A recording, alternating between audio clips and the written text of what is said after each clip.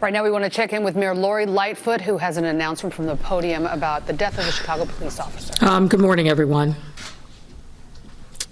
It is with profound sadness that I'm here to announce the painful news that for the second time in 2 days, Chicago has lost another city employee to the COVID-19 virus. And this time, it was a Chicago Police Department officer. Since the moment this crisis arrived in our city, it has been our healthcare workers, first responders like this officer, who have been putting their lives on the line every day to fight this virus and keep Chicagoans safe. Tragically, this officer gave his life to that fight. Our hearts go out to the individual's family, friends, and fellow officers whose lives have been forever changed by this terrible loss.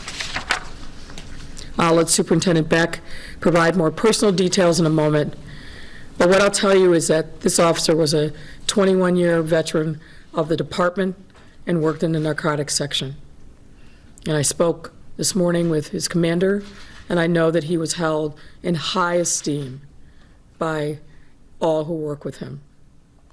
Now, while Superintendent Beck will share the officer's name, it is only with the consent of the family that we do so.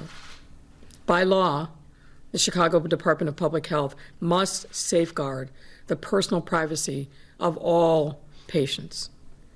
But with the consent of the family, we will deviate from this norm today.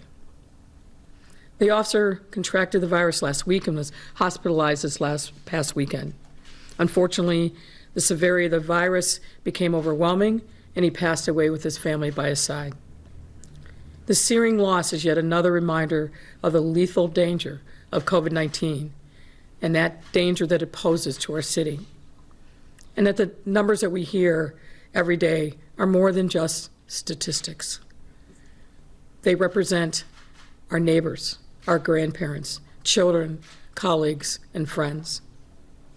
And we need to be clear-eyed that, as we have been saying, unfortunately, these numbers will worsen before they improve. That is why every single day, you will hear me say that we have to stay home to save lives. What each of us does, what you do, matters. Every time you go outside, it matters. Every time you violate the orders against congregating in large groups, it matters. You are not only putting yourself at risk, but you're putting others at risk. And I just implore those small segment of you who still haven't gotten the message that you must stay home to save lives. The more Chicagoans stay in, the sooner this crisis in our city will end, the more lives will be spared, and the sooner we can move our city forward from this terrible, terrible tragedy. We have to be all in this together. And we will only get through it by working together. This officer was an example of what our first responders, our essential workers, are doing every day to serve our city and keep it running and keeping us safe. Please, let's honor his life and his service by doing your part to stay home and save lives. That's what we must do. Now, at this time, I'd welcome Superintendent Beck to the podium to share a few words. Superintendent.